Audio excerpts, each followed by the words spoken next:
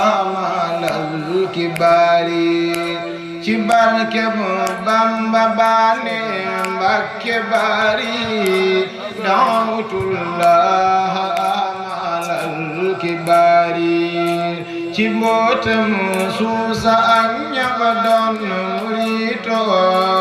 da'watullah amara diyaari ci barke bu ñañ fa suul ak ñañ fa suulutu da'watullah kawniyakal xiyaari ci barke bu daaru mannaanin wa tuuba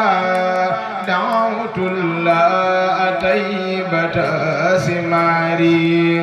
ci mbootam seex yu mag ya fa daa ziyaara da'watullah anwaaral baraari ci barke bu daaru quddusin wa busutaan da'watullah iqlaasal jawaari ci barke bu daaru rahmaanin wa minnan da'watullah ghufraanan lijaari ci barke bu daaru rahmaanin wa minnan da'watullah ghufraanan lijaari ci barke bu daaru ay daarul alimiya da'watullah ilman kal bihaari ci barke bu ñañ fa jàngal alquran ji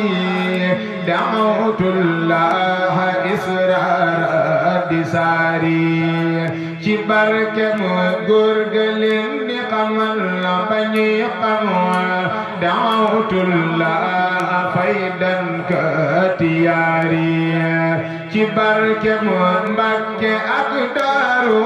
Salaami da'watullah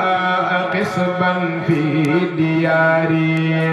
ci barke mu kër ya mag ña ne woon ca baawoon da'watullah tuulal umri baari ci barke mu soxna sa Poroxaan wa naawel da'watullah nuuran fil qaraari ci barke mu soxna sa Poroxaan wa naawel da'watullah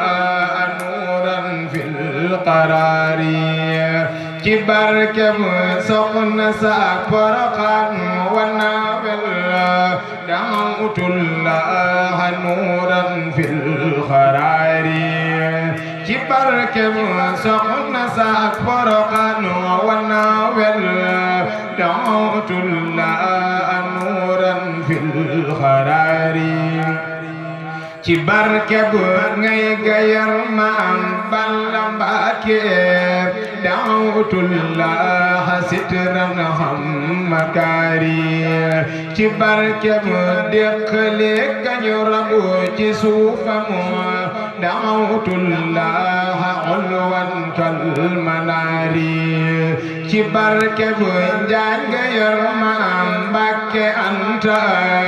da'watullah laylan kan nahaari ci barke mu suufi Mbakke Kajoor ga foofe da'watullah samlan ka simaari ci barke mu njaawaru ya ñu rabu ci suufam da'watullah asman min shagari ci barke mu réewi Gànnaar ak ci biir géej da'watullah asnan man siraari ci barke mu suusi Xoomaak ak Jaraari da'watullah mukusan man jiraari ci barke bu suufi Sarsara ki daymaan da'watullah sirran fi ikhtiyaari ci barke suufi Sarsara ki daymaan دعوت الله سترا في اختي